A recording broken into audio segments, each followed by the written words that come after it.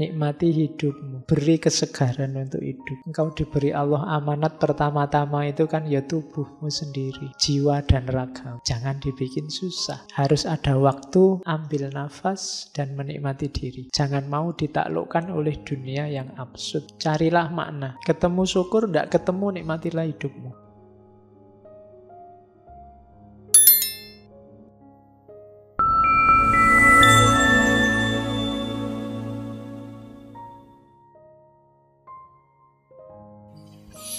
Oke, bismillah. Assalamualaikum warahmatullahi wabarakatuh. Bismillah. Mari teman-teman kita lanjutkan lagi ngaji kita, belajar kita. Terus, kalau ini yang pemberontakan tadi ya. Jadi ada quote bagus dari kamu yang ini mungkin nyindir René Descartes dulu. I rebel, therefore I exist. Aku memberontak, maka aku ada. Iya. Loh, kalau kamu manut saja, ya memang kamu tidak eksis. Eksis itu kan tidak sama dengan hidup. Yo kamu ada ya, tapi kan tidak eksis sebagai dirimu. Untuk kamu eksis sebagai dirimu, kamu harus memberontak. Yang diberontak apa? Situasi absurd dalam kehidupanmu. Beri makna versimu. Belenggu-belenggu yang tadi membuatmu hidup secara tidak sadar dalam kungkungan, dalam cengkraman kelompok, aliran, ideologi, gagasan, kebenaran, itu kan semua membelenggumu yang tidak mesti relevan. Berontaklah, kemudian pilihlah yang relevan, beri makna hidupmu yang positif, maka I rebel, therefore I exist. Aku memberontak, maka aku ada. Ya, itu. Kalau dulu kan cuma berpikir, aku berpikir, maka aku ada. Tapi kalau berpikirnya kerumunan, hanya ikut-ikutan orang lain, kamu masih belum ada. Dirimu masih belum muncul. Munculnya dirimu itu kalau kamu eksis sebagai dirimu. Nah, ini Albert kamu. Oke. Terus. Nah, pertanyaan besarnya kan terus ada di sini. Tentang moralitas. Tapi kan kita hidup ini butuh akhlak, Pak. Butuh moralitas, Pak. Biar tertib. Iya. Orang absurd itu bukan orang yang anti moral. Bukan orang yang immoral. Tapi kalau dalam istilahnya kamu, dia lebih ke amoral. Ini susah ya membedakan. Amoral itu tindakan yang netral, tidak ada hubungannya sama moral. Kalau immoral itu tindakan yang berlawanan dengan moral.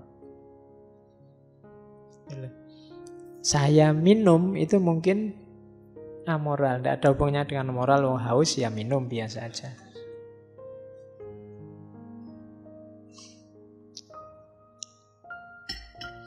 Cuma kalau tehnya tak siramkan ke wajahmu, ya itu immoral. Menyakiti orang lain itu immoral. Kamu duduk itu ya amoral. Amoral itu ya itu belum ada hubungannya dengan moral. Kamu duduk saja. Pak, saya duduk, Pak. Iya. Tapi saya duduknya sambil nendangi teman saya yang di depan. Oh, itu baru amoral, immoral. Jadi ada amoral, ada immoral. Nah, amoral ini isilah dengan nilai-nilai moral versimu.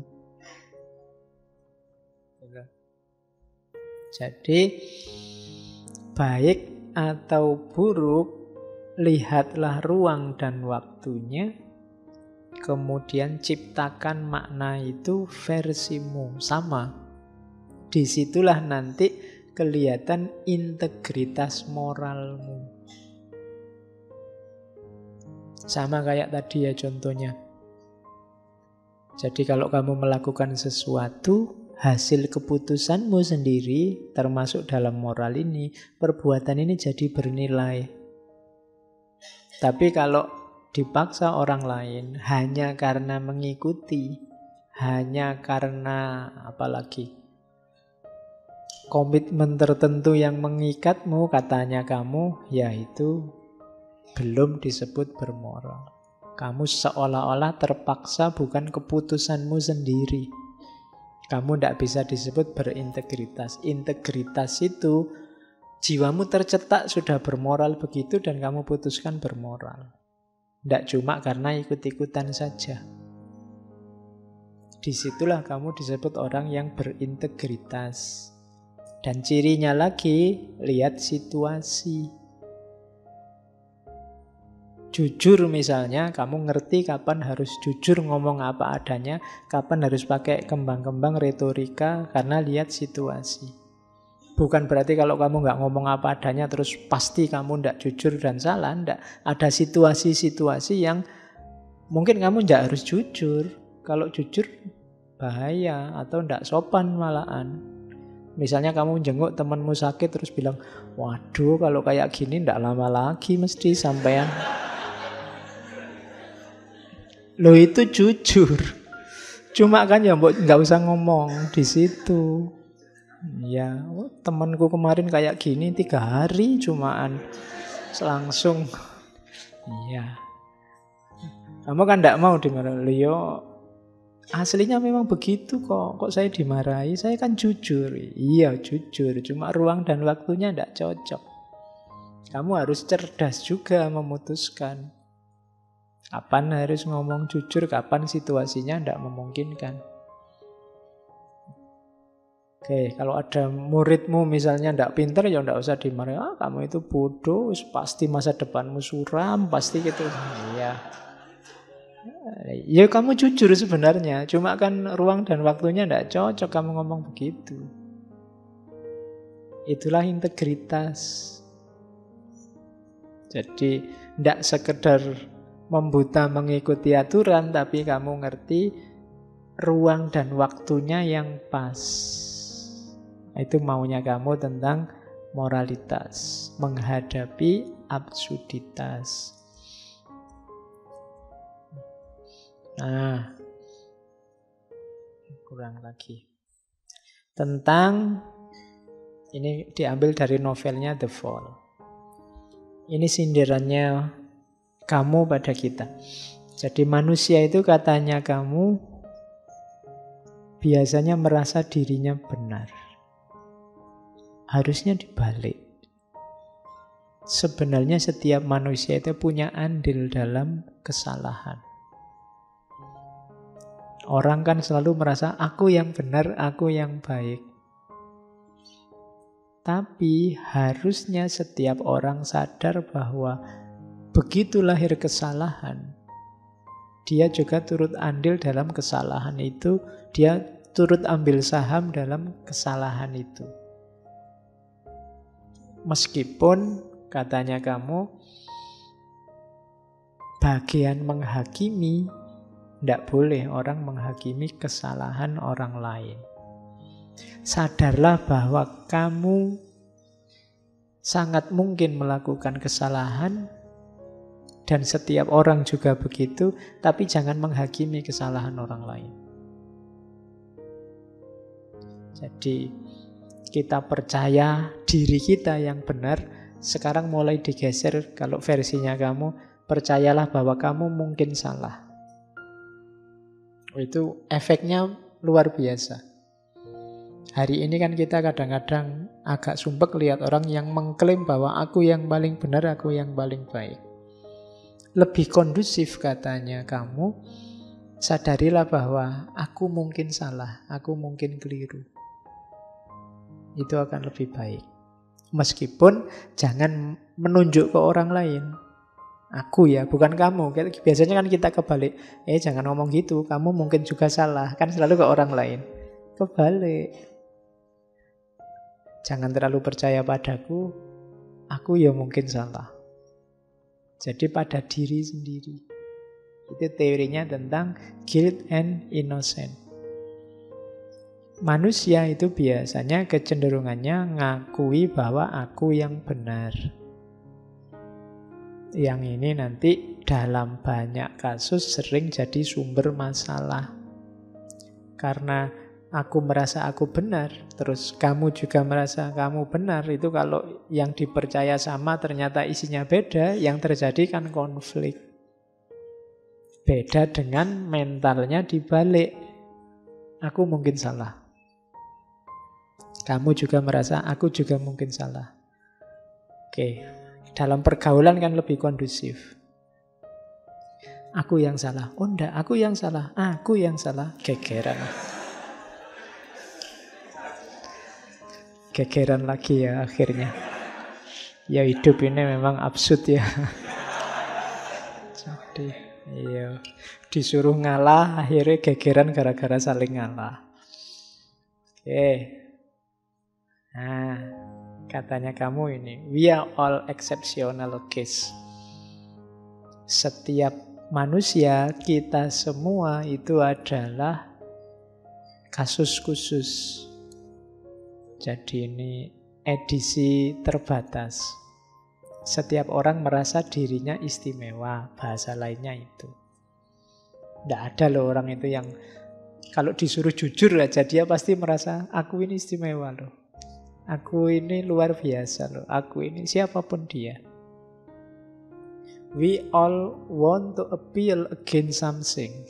Terus selalu protes tentang sesuatu yang tidak cocok dengan kebenaran yang dia yakini. Jadi ini bahasa lainnya, manusia itu merasa istimewa dan selalu komplain.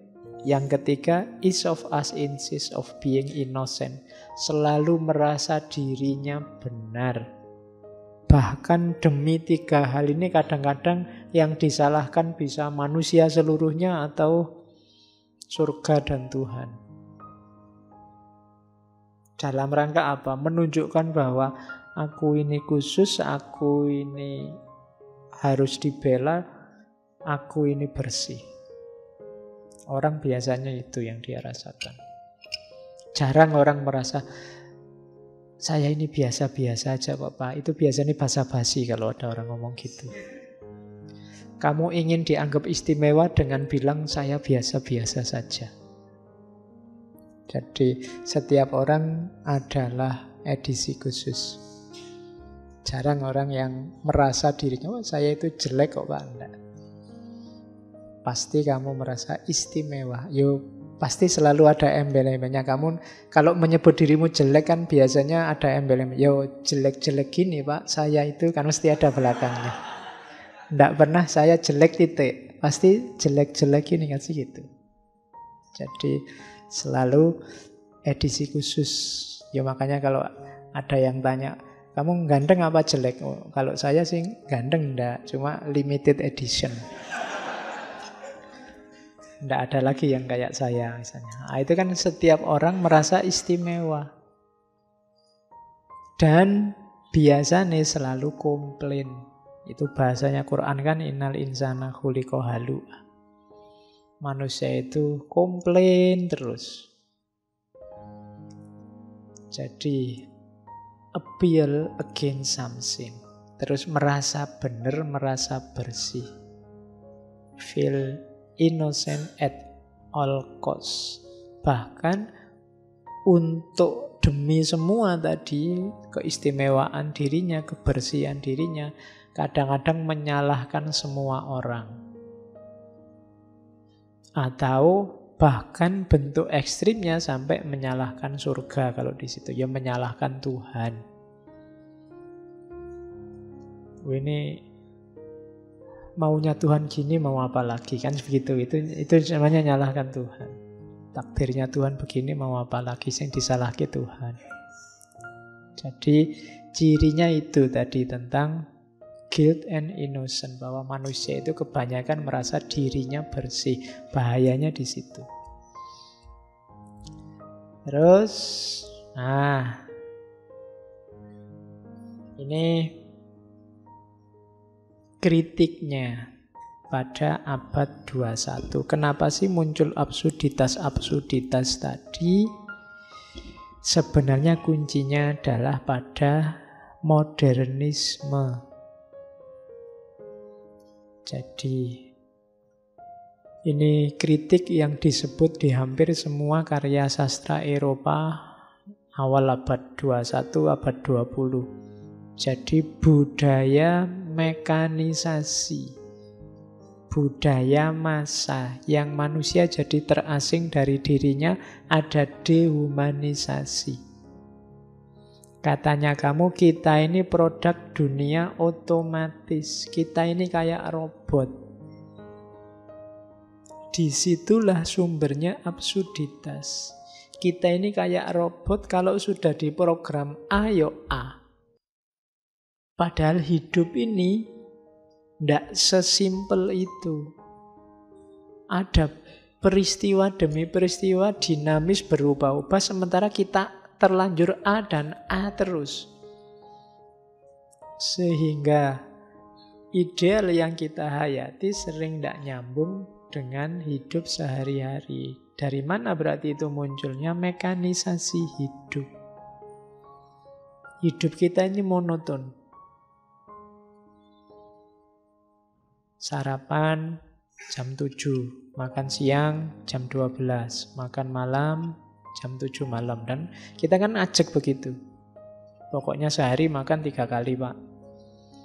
Meskipun nanti di sela-sela jam makan itu bisa nyemil, bisa macam-macam. Kadang sudah makan berat, ada ketela, ada jagung. Lu kan belum nasi, Pak. Waktunya makan. Pokoknya mekanis hidup kita itu. Tidur jam sekian, bangun jam sekian, nanti kuliah jam sekian. Nggak luas. Mekanisasi hidup. Ya contoh yang lain banyak. Rutinitas-rutinitas yang menjebak. Kenapa menjebak? Karena kadang-kadang mungkin nggak relevan lagi itu dijalankan, tapi dipaksa harus begitu terus. Ngaji ini emangnya harus malam Kamis? Kok nggak bisa malam Minggu misalnya? Apa nggak bisa malam Jumat? Ya memang biasanya malam Kamis, ya malam Kamis aja lah, Pak. Itu jebakan-jebakan cara berpikir modern. Rutinitas. Ya sementara malam Kamis ya nggak apa-apa. Kapan-kapan diganti. Oke, tapi ini contohnya. Ini yang bikin hidup jadi absurd. Kamu mempertahankan idealmu yang sudah tidak relevan lagi dengan situasinya. Oke. Nah, ini cara untuk jadi eksis saya ambil dari salah satu suratnya kamu. Kalimatnya bagus-bagus. My dear, tuh, yo, sayang. Ya, kalau kita kan sering pakai kalimat sayang sekali. Kenapa Indonesia sepak bola itu nggak menang-menang? Karena begitu mau ngegolkan ndak gol, kata komentatornya sayang sekali. Iya, wong ndak gol malah disayangi. Oke.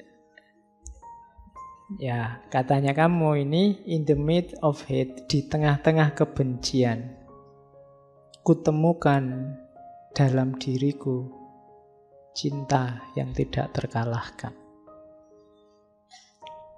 Di tengah-tengah air mata, kutemukan dalam diriku senyum yang tidak terkalahkan. Di tengah-tengah kekacauan, kutemukan dalam diriku ketenangan yang tidak terkalahkan. Aku sadari melalui semua itu bahwa di tengah-tengah musim gugur, kutemukan dalam diriku musim panas yang tidak terkalahkan. Dan itu membuatku bahagia. Karena apapun yang terjadi, betapapun kerasnya dunia ini menekanku, dalam diriku ada sesuatu yang lebih kuat, sesuatu yang lebih baik, yang melawan balik, menekan. Itu ngirim surat cintanya unik ya. Tapi isinya dalam. Ini membuat orang jadi tangguh. Dunia ini memang absurd, banyak sekali kebencian, banyak sekali air mata, banyak sekali kekacauan. Tapi tidak usah khawatir kalau engkau manusia yang sejati, dalam dirimu ada cinta yang tidak akan bisa dikalahkan oleh kebencian. Ada senyum yang tidak akan bisa dikalahkan oleh air mata. Ada ketenangan yang tidak akan bisa dikalahkan oleh kekacauan.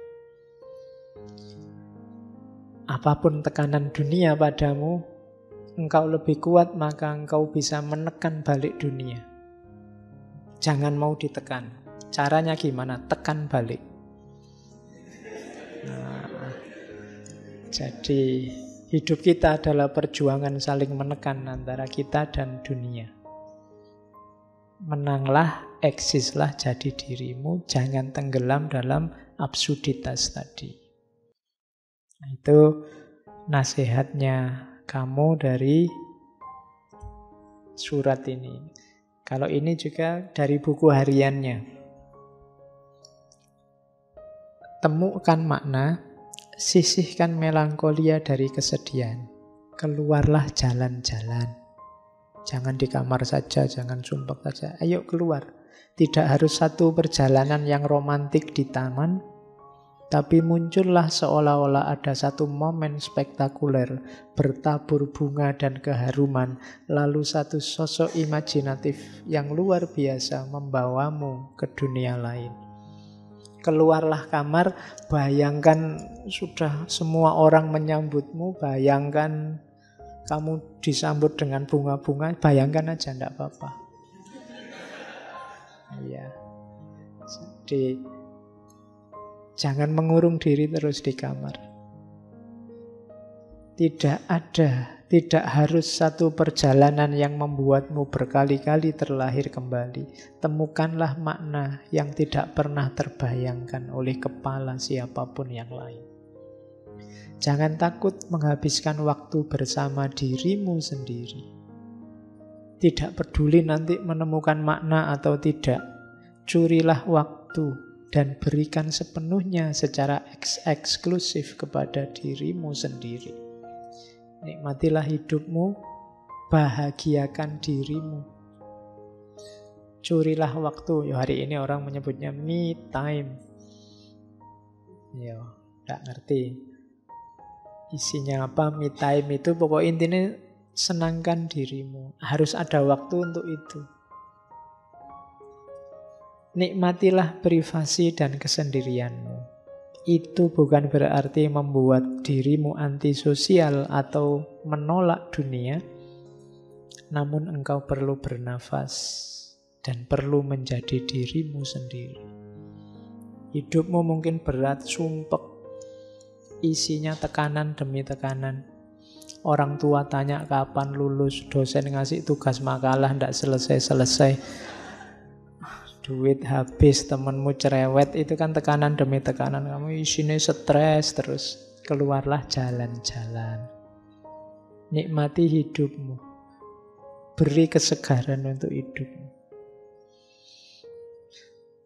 Engkau diberi Allah amanat pertama-tama itu kan ya tubuhmu sendiri. Jiwa dan ragamu. Jangan dibikin susah. Harus ada waktu, ambil nafas dan menikmati diri. Jangan mau ditaklukkan oleh dunia yang absurd. Carilah makna. Ketemu syukur, tidak ketemu, nikmatilah hidupmu. Kan gitu. Syukur-syukur kamu ketemu makna yang tidak pernah orang lain ketemu yang kayak gitu dan kamu dapatkan. Nah, itu sarannya kamu. Jadi dia hidupnya sejak kecil sumpek, maka dia tahu cara menyemangati orang untuk tidak menyerah menghadapi banyak kesulitan. Terus ada beberapa lagi quote yang saya bawa. Ini tips-tips untuk tidak jatuh dalam absurditas. Yang pertama ada quotes, people hasten to judge in order to not to be judged themselves. Orang-orang itu biasanya pingin cepat-cepat menghakimi orang lain. Kenapa? Biar tidak dihakimi. Makanya kamu tidak harus terlalu galau kalau dituduh orang macam-macam, dihakimi orang tidak. Itu dia menghakimi karena biar bukan dia yang dihakimi. Orang itu kan hidup saling menilai, cepet-cepetan menilai. Begitu kamu dinilai dulu kan kamu terus down dulu, dia merasa menang. Jadi hidup ini rasanya kayak balapan menilai, balapan menghakimi. Siapa menghakimi siapa. Makanya kamu tidak harus terlalu kaget, terlalu galau kalau dihakimi orang, dinilai orang. Itu sebenarnya hanya biar dia tidak dihakimi duluan. Nah, itu katanya kamu begitu. Jadi santailah, jangan panik. Makanya kayak di yang kedua itu, to be happy we must not be too concerned with others. Kalau ingin bahagia jangan terlalu dipengaruhi, terlalu perhatian dengan orang lain. Ya setengah cuek lah pokoknya dalam hidup ini. Jangan terlalu galau dengan penilaian-penilaian orang lain yang tidak perlu. Wong mereka bukan dosenmu, bukan gurumu aja, tidak apa-apa. Penilaian mereka tidak harus terlalu menggalaukanmu. To be happy. Biar apa? Biar hidupmu bahagia. Hidup sekali jangan isinya hanya sumpek karena dinilai orang lain. Nah, itu hidup yang tragis. Termasuk yang ketiga. Don't believe your friend when they ask you to be honest with you. Jangan percaya kalau ada temanmu menyuruhmu jujur pada mereka. All they really want, yang mereka inginkan sebenarnya adalah maintain the good opinion they have of themselves. Dia sebenarnya sekedar ingin meyakinkan bahwa diri mereka lah yang baik. Jadi kalau ada orang ngomong, "Mbok kamu jujur padaku," itu sebenarnya dia cuma ngomong, "Aku jujur, sekarang kamu jujurlah padaku." Jadi sebenarnya dia ingin meyakinkan dirinya bahwa aku ini sudah baik, sekarang tinggal kamu yang harus baik. Itu sama kayak menilai tadi, sebelum dinilai orang, dia menilai dulu. Nah, jadi kalau ada orang, "Mbok kamu jujur padaku," ya kamu duluan yang jujur. Jadi kalau memang niatnya menjatuhkan teman, ya jangan terlalu diambil galau. Don't believe your friend. Itu pokoknya di level ini itu kamu ngajak gegeran ini sama orang lain. Kenapa? Karena orang lain sering ngerecoki hidup kita. Meskipun nanti belakangan kan ada moralitasnya. Ya enggak sekedar ini. Cuma antara lain ini. Karena di sekeliling kita banyak orang yang ingin eksis tidak dengan cara mengeksiskan dirinya, tapi dengan cara menjatuhkan temannya. Sehingga eksistensi dia menunggu temannya jatuh apa enggak. Kalau temannya jatuh baru dia muncul. Nah, itu hati-hati menghadapi orang yang semacam ini. Ada lagi, kalau ini beda tema. I don't want to be a genius. I have enough problem just trying to be a man. Aku tidak ingin jadi orang jenius. Aku sudah cukup sumpek banyak masalah dengan berusaha untuk jadi manusia saja. Ini maksudnya apa? Kita sering nambah-nambah ideal tadi. Saya ingin jadi manusia yang jenius. Itu nambah sumpek lagi. Jadi manusianya saja sudah susah, kamu nambah lagi jadi manusia yang jenius.